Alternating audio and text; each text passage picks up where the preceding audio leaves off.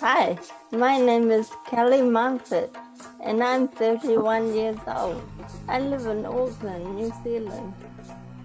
And I'm going to talk to you about living my dream. When I first moved to Auckland, I moved to Auckland at the age of 17. Like most people, I couldn't find a job. I wanted to create a life for myself, so I became an escort to support myself financially. If I wanted to survive in this world, in this big city, then I needed to do what I needed to do. The buildings were so high that I felt as though I was drowning. I did this work for a couple of years. I met up with the wrong crowd. I began taking A-class drugs. I began taking A-class drugs. I had only been taking them for a couple of weeks. I was innocent.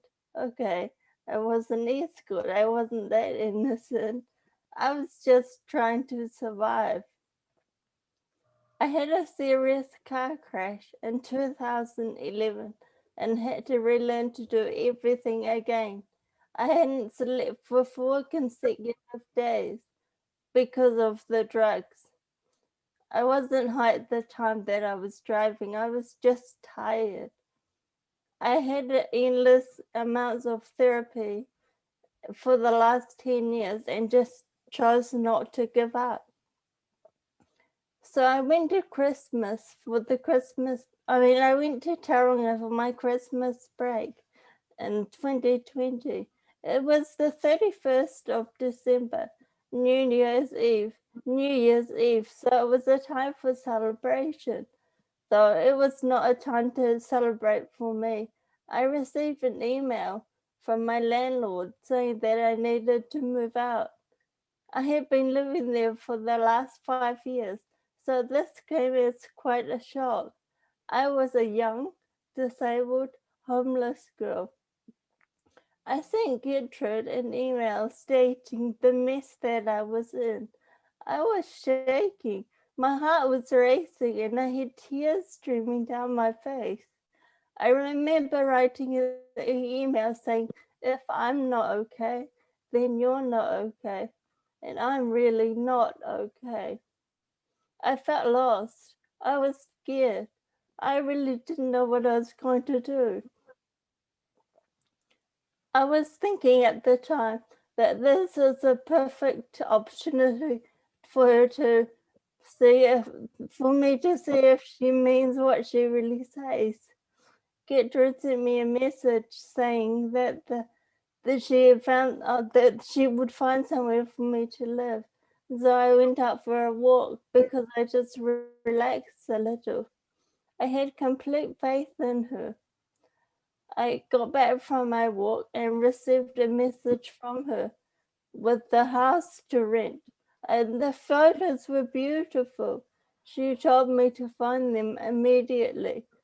I did so and took the room on the spot. Heck, I saw the photos. I didn't need to view it. I went back to Auckland all excited for my next adventure. I had not been on my own for 5 years. I lived a life of restrictions. If my landlord didn't want me to do something, then I wouldn't do it. I remember once them saying to me, I remember that Herstory was, I said to them that Herstory was a fantastic opportunity, and them saying, it is not, Kelly. I hate it when you talk like that. You have a brain injury. I mean, can you imagine what it feels like? I was so down. He said, stop being so bloody naive. As you can imagine, all of these remarks really sucked the life out of me. I became very down. I wanted to be financially independent and not rely on anyone. I have been doing presentations about road safety for the last 5 years. I had 42 presentations for 3 consecutive years. as I'm the only person in Auckland who is willing to relive their story. So I get them more. So if I was getting bored, then it kind of is about me. So the day had come. I was moving to my new home in Auckland. I was in Tauranga and I booked a flight to Auckland. I was telling everybody on the phone about my magical plans to move to Auckland to my new home. Dad kindly packed the car for us to leave once I got off the phone. We were driving to Auckland, or to the airport, and we were met with every red light on the way.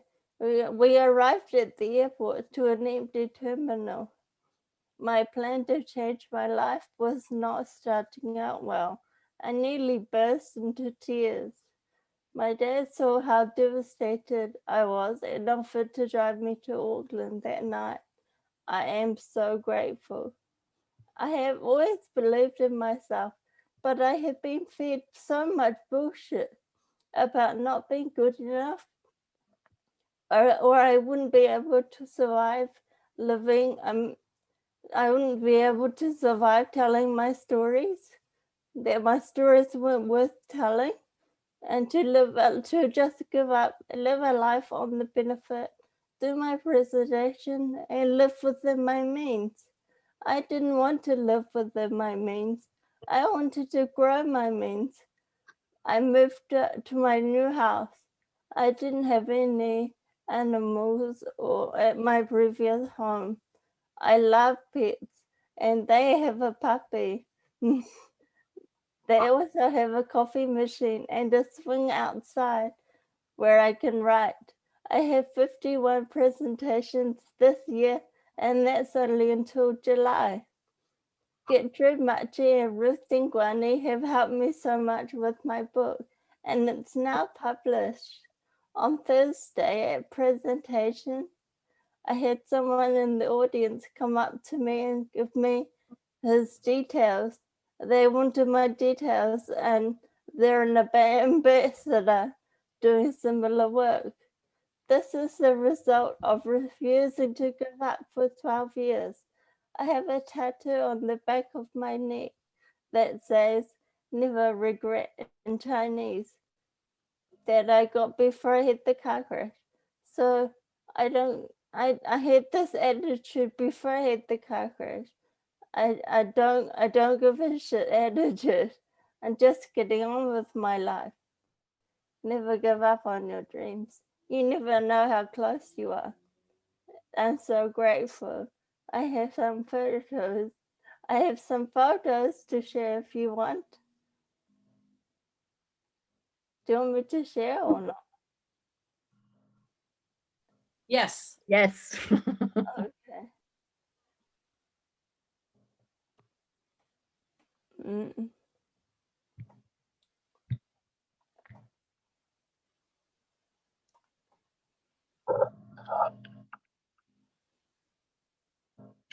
These ones. Oh. Can you see this? Yes, we Oh, can. Yeah. and then this one. Oh, My car crash, and then me when I was in a coma, and then now speaking. I've grown so much in the last month or 3 months since I moved to my new home, thanks to Gertrude. Thank you so much. And I can relate, I can engage with the students on a whole new level now. I mean, I had those presentations before I met her, but now I just can connect with them on such a deeper level.